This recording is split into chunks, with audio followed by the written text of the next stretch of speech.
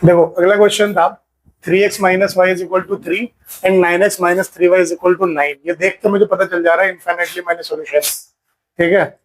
But इसको करेंगे कैसे? देखो आप लोगों ने अब तक a1/a2 b1/b2 वाली फॉर्म में देख लिया है, ठीक है। बट अगर आपके पास जैसे आपके पास आता था a1/a2 is equal to b1/b2 not equal to c1/c2 आता था, तो आप लोग कहते थे कि सर ये पैरेलल लाइंस है और पैरेलल लाइन का कोई सोल्यूशन नहीं आएगा, ठीक है। बट क्या हमारे पास कोई और भी वे है इसको चेक करने का विदाउट यूजिंग दैट मेथड? तो हाँ बिल्कुल, सब्स्टिट्यूशन एलिमिनेशन किसी मेथड से हम चेक करेंगे। हमारी कंडीशन कहीं ना कहीं पे सेटिस्फाई नहीं करेगी, जहां वो सेटिस्फाई नहीं हुई वहीं पे हमारा सॉल्यूशन क्या हो जाएगा? डज नॉट एग्जिस्ट हो जाएगा। तो अब हम लोग फिलहाल बात करते हैं दूसरा मेथड, किस मेथड से हम लोग इसको डिस्कस करते हैं। हमारे पास इक्वेशन है 3x minus y is equal to 3 और दूसरी है 9x minus 3y is equal to 9। दोनों इक्वेशन को हमने इक्वेशन 1 और इक्वेशन 2 मान लिया, ठीक है। अब हम लोग सबसे पहले क्या करेंगे, फ्रॉम इक्वेशन 1 जब हम इक्वेशन 1 उठाएंगे तो क्या होगा हमारे पास? 3x माइनस वाई जो है 3 के बराबर दिया हुआ, क्या मैं 3x को लिख सकता हूं 3 प्लस वाई? है ना, यहां माइनस है तो उस साइड जाके प्लस हो जाएगा, ठीक। लिख सकता हूं मैं। क्या मैं यहां से x को लिख सकता हूं 3 प्लस वाई डिवाइडेड बाई 3? लिख सकता हूं कि नहीं? क्योंकि यहाँ 3 मल्टीप्लाई हो रहा है x के साथ, तो दूसरी साइड जाएगा तो डिवाइड हो जाएगा, ठीक है। अब आपके पास एक इक्वेशन ये और आ गई, आपने इसका नाम दे दिया इक्वेशन 3। अब सब्स्टिट्यूशन मेथड, सब्स्टिट्यूशन मेथड क्या कहता है?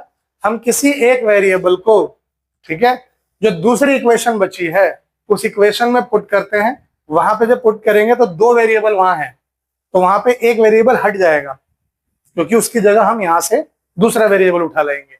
तो देखिए लिखेंगे कैसे, substitute the above value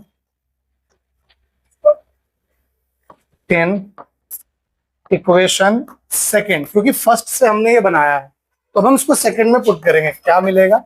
we get,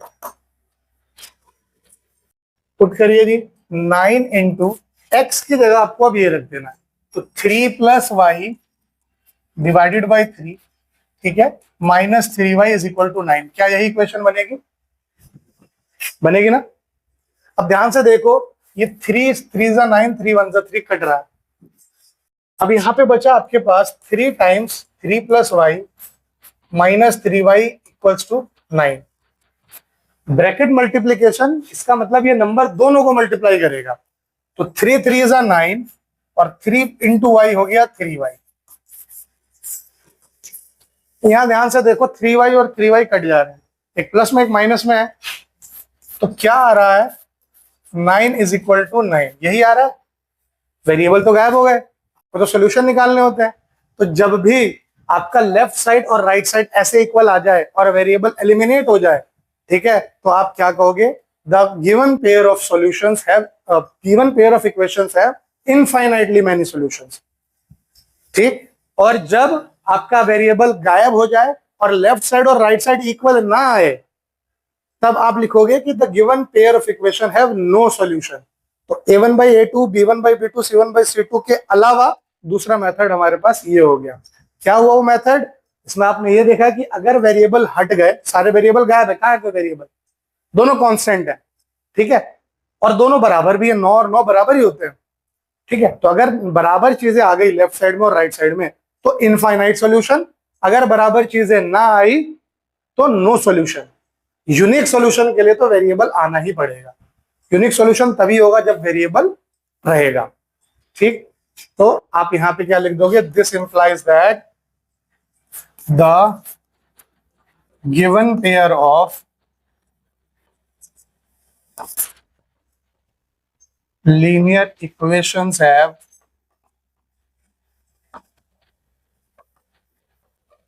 infinitely many solutions, ठीक है जी। कितने सॉल्यूशन होंगे? Infinite many solution. Next question is 0.2x plus 0.3y gives 1.3 and 0.4x plus 0.5y gives 2.3.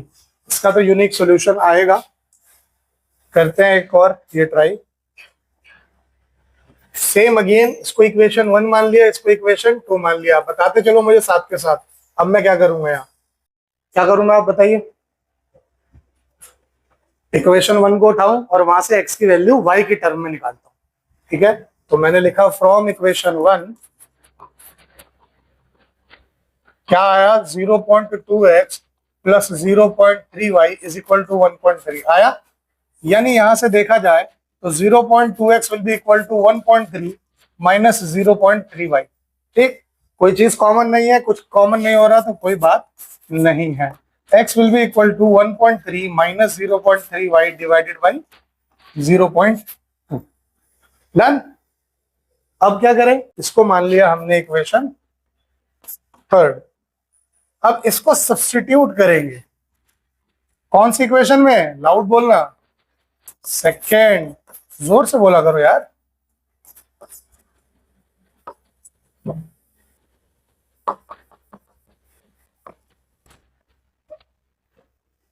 Substitute करा इसको सेकंड में, तो 0.4 into 1.3 minus 0.3y divided by 0.2, ठीक है, प्लस 0.5y गिव्स 2.3। कोई डाउट यहाँ पे? सिंपल, देखो ये कट रहा है, पॉइंट के बाद एक डिजिट है, यहां भी पॉइंट के बाद एक डिजिट है, तो पॉइंट का तो कोई रोल ही नहीं है, पॉइंट से पॉइंट उड़ ही जाएगा। ये 2 से 2 में गया, कितनी बार में जाएगा, 2 के टेबल में 4 कितनी बार में आएगा, 2 बार में, ये 2 हो गया। यानी अब हमारे पास बचा 2 into 1.3 minus 0.3y plus 0.5y equals 2.3। ठीक है, अब करिए ब्रैकेट मल्टीप्लीकेशन। जब आप करते हैं तो यहां से आएगा 2 into 1.3 will become 2.6, 2 into 0.3 will become 0.6y, बीच में माइनस है तो मैंने माइनस लगा दिया, plus 0.5y will equal to 2.3। Variable एक तरफ रखो, कांस्टेंट एक तरफ। तो अब यहां से अगर मैं देखूं तो 2.6 उधर चला जाएगा, यहां क्या बचेगा, 0.6y plus 0.5y is equal to 2.3 minus 2.6। कोई दिक्कत? प्लस में था, उधर जाके माइनस में हो गया। एक प्लस में एक माइनस में है, यानी सब्ट्रैक्ट करेंगे तो 0.6 में से 0.5 गया तो 0.1 आता है, ठीक है। लेकिन 1 प्लस में आएगा कि माइनस में आएगा, माइनस में आएगा। माइनस में क्यों आएगा, क्योंकि 0.06 बड़ा होता है 0.5 से, और उसके साथ क्या लिखा है, माइनस, तो हमने इसको माइनस में रखना है। इज इक्वल टू, अब 2.3 में से 2.6 गया तो 0.3 आया, प्लस में आएगा कि माइनस में आएगा, माइनस में आएगा, क्योंकि 2.6 बड़ा है और उसके साथ माइनस का साइन है। हमें यह हमेशा ध्यान देना है कि कौन सा नंबर बड़ा है और उसके साथ साइन क्या है। ठीक, यहाँ पे 0.6 बड़ा था, उसके साथ माइनस है तो माइनस लगेगा, यहाँ पे 2.6 बड़ा था, उसके साथ भी माइनस है तो माइनस लगेगा। अब y इज इक्वल टू हो जाएगा 0.3 माइनस में डिवाइडेड बाई माइनस में 0.1, तो ये माइनस से माइनस गया और इससे ये गया 3 बार में, तो y की वैल्यू आ गई क्या, ठीक है। अब y 3 आ गया तो अब आपके लिए कितना आसान होगा x निकालना, निकाल नहीं सकते हम यहां से। Substitute this value in equation 3 we get, क्या मिलेगा जी, थर्ड इक्वेशन में पुट करेंगे तो x will be equal to 1.3 minus 0.3 into 3 divided by 0.2, यानी x will be equal to 1.3 minus, इसको मल्टीप्लाई करेंगे तो ये आएगा 0.9 डिवाइडेड बाई 0.2, तो x हो जाएगा आपका 0.4 अपॉन 0.2, ये कटेगा तो 2 आ जाएगा, तो x इज इक्वल टू 2। लिख क्या दोगे, hence x is equal to 2 and y is equal to 3 is the required solution. x की वैल्यू 2 है और y की वैल्यू 3 है, यानी सिर्फ इसी पॉइंट पे मिलेंगे। देखा, क्योंकि आपका यहाँ पे वेरिएबल नहीं गायब हुआ था, वेरिएबल था, तो आपका ये पूरा सॉल्व हुआ। क्लियर है? कोई डाउट है इसमें? Next question is √2x plus √3y is equal to 0 and √3x minus √8y is equal to 0। एक बार आप लोग ट्राई करना, ठीक है, फिर इसको हम लोग डिस्कस कर लेंगे बाद में। Same 3x/2 minus 5y/3 is equal to -2, x/3 plus y/2 is equal to 13/6। बताओ दोनों में से कौन सा मैं बताऊं? ठीक, आपको ट्राई करना है, दोनों में से कौन सा बताऊं, या दोनों ट्राई कर लोगे? रूट वाला बताऊं, रेशनल वाला बताऊं? क्या बात है, जिगरा देख ले जिगरा, रूट वाला खुद करेंगे, बहुत बढ़िया। चलो again equation 1, equation 2, not a big deal, ठीक है। फ्रॉम इक्वेशन 1 वी गेट, क्या मिलेगा जी हमें? 3x divided by 2 minus 5y divided by 3 is equal to -2, ठीक है। या तो एलसीएम लेके शिफ्ट करो या पहले शिफ्ट कर लो, बाद में एलसीएम लो, एलसीएम दोनों केस में लेना पड़ेगा। तो हम लोग क्या करते हैं, पहले एलसीएम ले लेते हैं। तो अगर मैं एलसीएम लेता हूं तो 2 और 3 का एलसीएम कितना होता है जी? 6। 2 को 6 बनाने के लिए 3 से मल्टीप्लाई किया, तो ऊपर 3 को भी 3 से करेंगे तो ये हो गया 9x। 3 को 6 बनाने के लिए 2 से किया तो ऊपर भी करेंगे तो ये हो गया 10y। बीच में था माइनस, तो minus as it is equal to -2। अब ये यहां डिवाइड हो रहा है तो उधर जाके मल्टीप्लाई हो जाएगा, तो -2 इंटू 6, कोई दिक्कत यहां, ठीक है। अब यहां से आ गया 9x will be equal to -12 plus 10y, है ना, ये -10y उधर जाके हो गया प्लस में 10y, ठीक।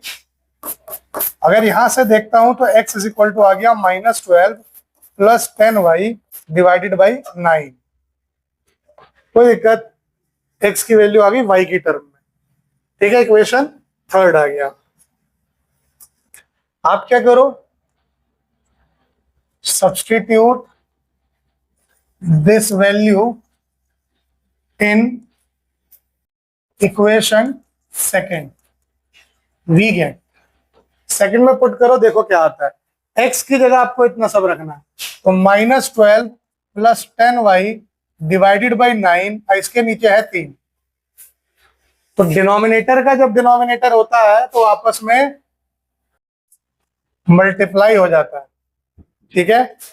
डिनोमिनेटर का जब डिनोमिनेटर आएगा तो वो आपस में मल्टीप्लाई हो जाएगा। Plus y/2 is equal to 13/6। यहां तक कोई डाउट? ये हो गया -12 plus 10y upon 27 plus y/2 is equal to 13/6। 27 और 2 का एलसीएम होता है 54, ठीक है, 54। तो 27 को 54 बनाने के लिए 2 से मल्टीप्लाई किया तो ऊपर भी 2 से मल्टीप्लाई होगा, ठीक है। और 2 को 54 बनाने के लिए 27 से मल्टीप्लाई किया तो यहाँ पे 27 से मल्टीप्लाई होगा, will be equal to 13 divided by 6, ठीक। अबे 54 इधर डिवाइड है तो इधर जाके मल्टीप्लाई हो जाएगा, उससे पहले हम इसको सॉल्व कर लेते हैं। तो ये हो गया -24 plus 20y plus 27y is equal to 13/6 into 54। देखो कुछ कट रहा है, 6 और 54 कट रहा है, 6 9 जा 54, ठीक है। तो यहां से आपके पास आ गया -24 प्लस ये होता है 47y इज इक्वल टू 13 9 जा होता है 117, ठीक है। 47y is equal to 117 plus 24 होगा कि नहीं होगा? 117 प्लस 24 होता है कितना? 141, ठीक है। यहां से आपके पास आएगा y is equal to 141 upon में 47, कोई दिक्कत? 47 के टेबल में 141 आता है 3 टाइम्स में, तो y की वैल्यू आ गई कितनी, 3। अब y 3 आ गया तो x निकालना हमारे लिए कोई भी मुश्किल काम नहीं है। सब्स्टिट्यूट दिस वैल्यू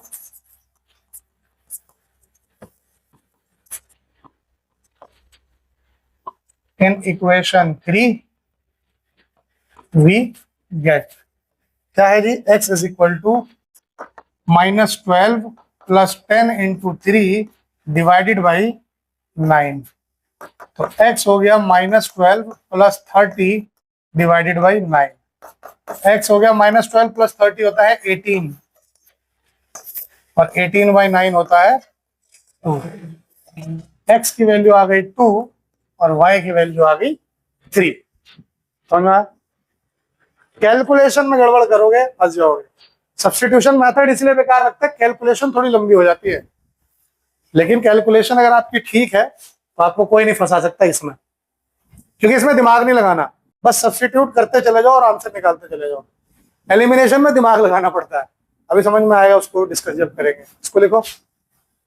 ओके, बड़ा अच्छा सवाल है, ये एग्जाम में आया हुआ है। Solve 2x plus 3y is equal to 11 and 2x minus 4y is equal to -24।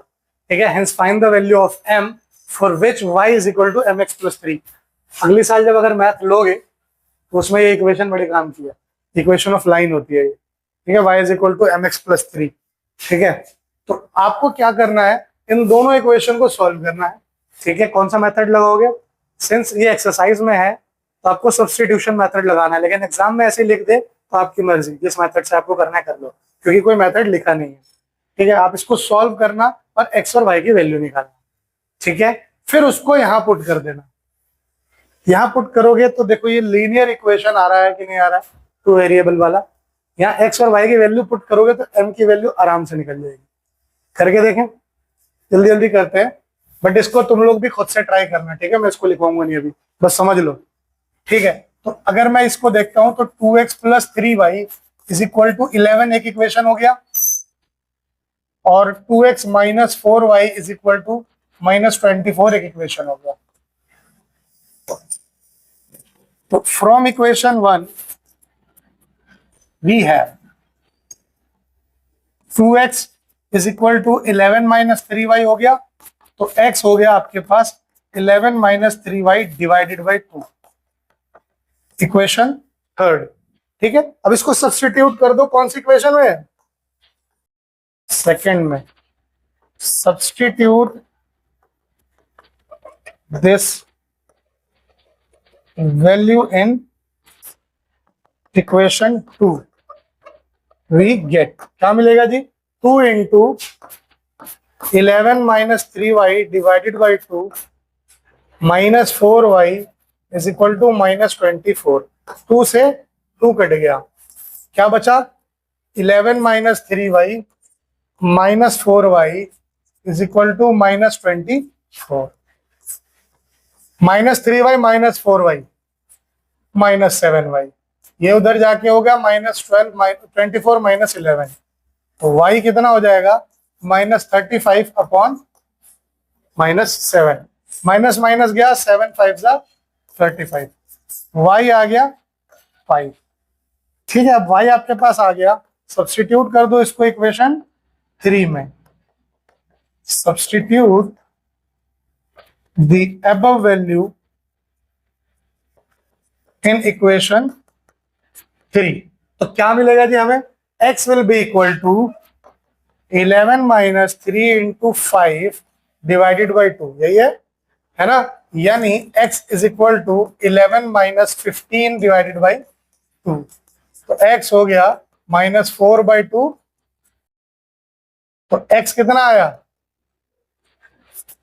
बेटे? माइनस प्लस मत खाया करो, बहुत इंपॉर्टेंट रोल है। ठीक है, पूरा का पूरा अगर आप ग्राफ पे जाओगे तो -2 इधर आएगा और +2 इधर, यानी जो इक्वेशन ये बननी होगी आप ये बना दोगे। तो ये माइनस प्लस का कॉन्सेप्ट मत गड़बड़ करो, ठीक है? लाइन ही पूरी गड़बड़ कर दोगे। आपको भेजू मैं यहाँ से सिवान तो आप गोरखपुर पहुंच जाओ, गड़बड़ हो जाएगा कि नहीं होगा?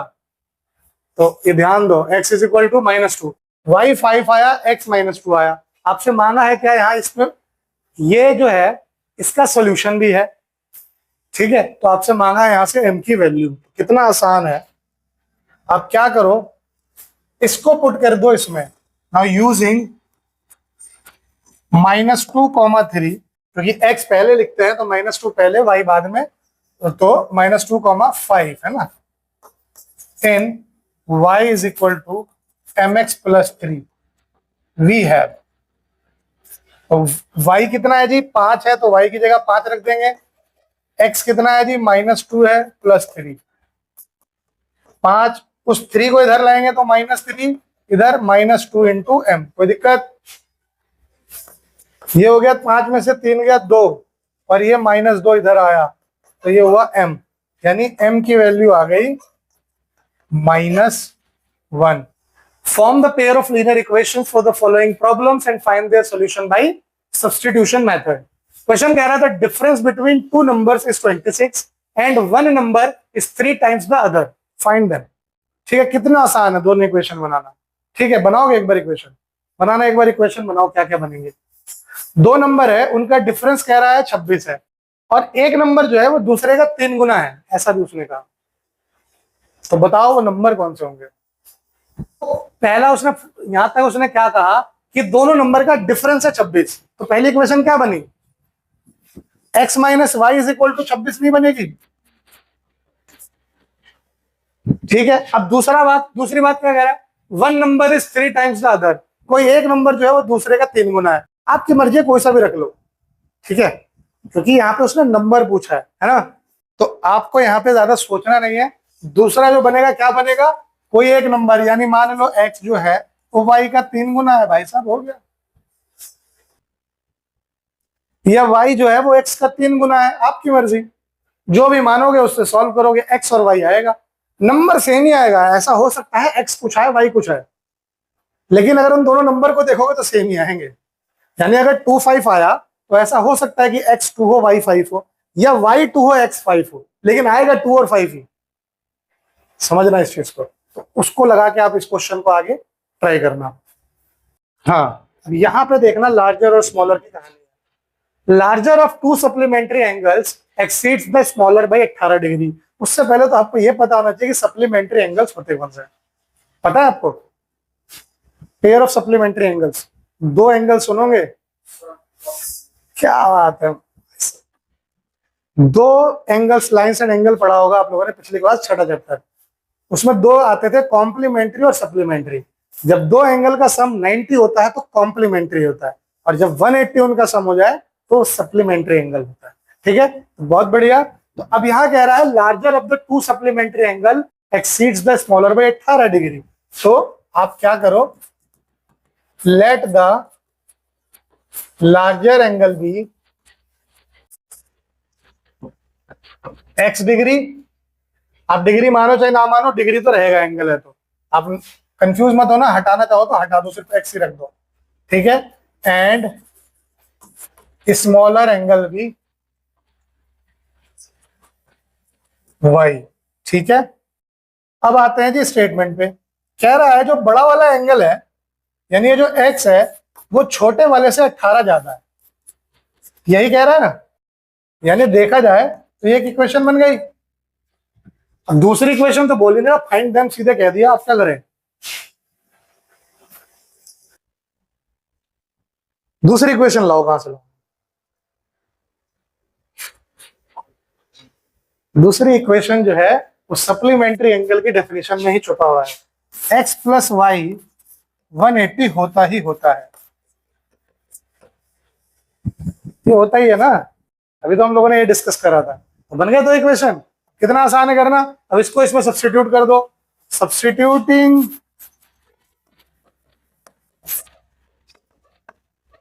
The value of x in equation 2, क्या मिलेगा जी, y plus 18 plus y is 180, यानी 2y is equal to 180 minus 18, और 180 में से 18 गया तो आता है 162। तो y आ गया आपका 162 divided by 2 which is 81। y आ गया 81, इसको पुट कर दो किसमें, इक्वेशन फर्स्ट में। substitute the above value in equation 1. तो x will be equal to 81 plus 18, x आ गया 99. तो आप लिख देना hence the larger angle is 99 degree and smaller is 81. देख लो वेरीफाई भी है कि बड़ा वाला जो है उससे 18 ज्यादा है ना? कितना आसान कॉन्सेप्ट था कि नहीं था?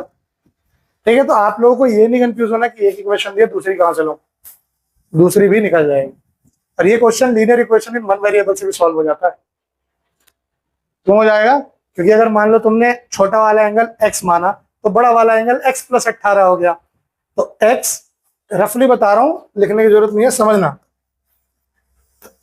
कभी कभी बंदा फंस जाता है ना जब, तो ये सब मेथड काम आते हैं कि छोटा वाला एंगल अगर तुमने माना x तो बड़ा वाला x प्लस 18 होगा और दोनों का सम 180 तो होगा.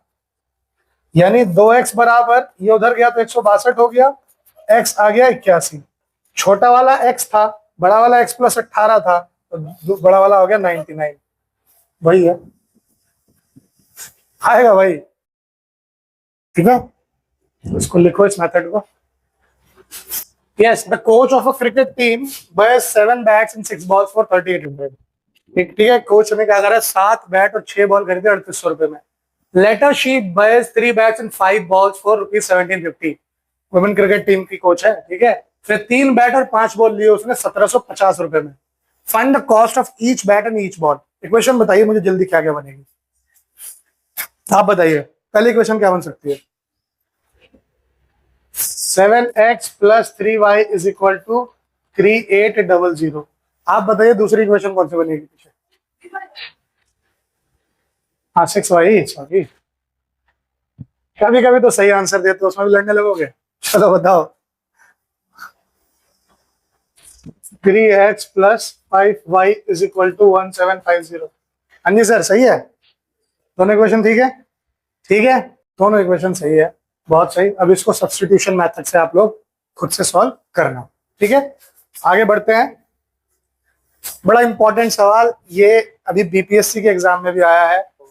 ठीक है, छोटे लेवल पे तो ये बहुत जगह आता ही आता है. एंट्रेंसेस में जामिया का एंट्रेंस हो, अलीगढ़ का एंट्रेंस हो, या किसी भी स्कूल, नवोदया का एंट्रेंस हो, केवी का एंट्रेंस हो, तो ये सवाल बड़ा इंपॉर्टेंट है. सवाल कहता है कि the taxi charges in a city consist of a fixed charge together with the charge for the distance covered. एक टैक्सी है किसी शहर में, एक फिक्स चार्ज तो लेता ही लेता है कि इतना रुपए तो मैं लूंगा, उसके बाद पर किलोमीटर का मैं अलग चार्ज लूंगा.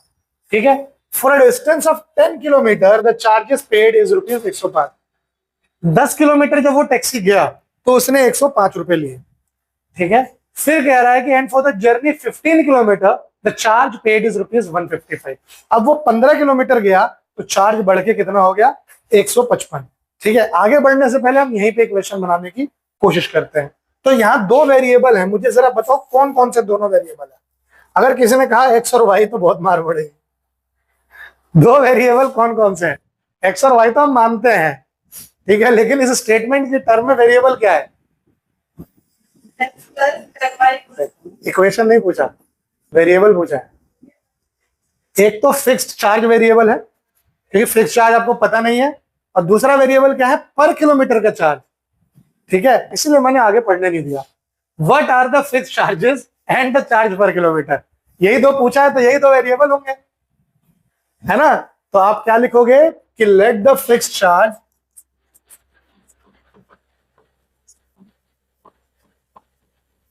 B ₹x. ठीक है, एंड पर किलोमीटर चार्ज बी ₹y. ठीक है, हर किलोमीटर के लिए y लेगा, फिक्स जो है वो x तो है ही है.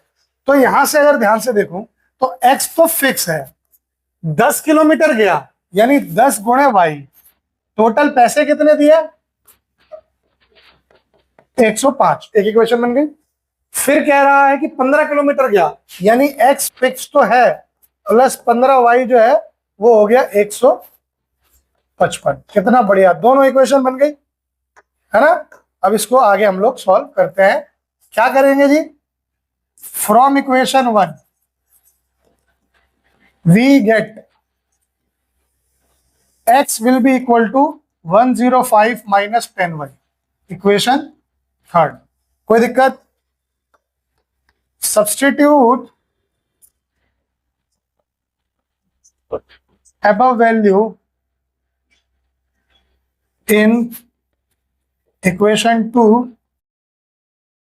we get क्या हो जाएगा जी? x की जगह रख दो 105 minus 10y plus 15y is equal to 155. Minus 10 plus 15 यानी सब्ट्रैक्ट होगा तो 10 में से 15 गया 5. प्लस में क्यों आएगा? क्योंकि 15 पॉजिटिव है. और 155 माइनस 105 तो y कितना आ गया जी? 50/5. तो y आ गया आपका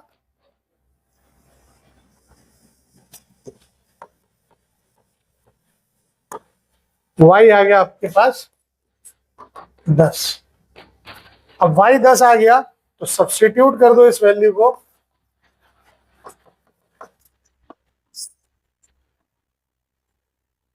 इन इक्वेशन थर्ड वी गेट क्या मिलेगा जी? x will be equal to 105 minus 10 into 10 यानी x is equal to 105 minus 100 तो x आ जाएगा 5. ठीक है, x 5 आ गया, y 10 आ गया. इसका मतलब therefore fixed charge is ₹5 and per kilometer charge is ₹10. है ना? फिक्स है 5 रुपए और हर किलोमीटर का 10 रुपए. ठीक, सवाल यहीं खत्म नहीं हुआ. पूछ रहा है कि how much does a person have to pay for travelling 25 kilometre. अब अगर उसे 25 किलोमीटर जाना हो तो कितने रुपए देने पड़ेंगे? यस, यहां इसको सॉल्व कर देते हैं. अगर उसे 25 किलोमीटर जाना है इसका मतलब 5 रुपए तो फिक्स होंगे, है ना? प्लस 25 गुणे 10 होगा यानी 5 जमा 250. कितने रुपए देने होंगे? तो आप लोग कैसे लिखोगे? Yes, therefore for 25 kilometre the person need to pay ₹255. I hope clear है.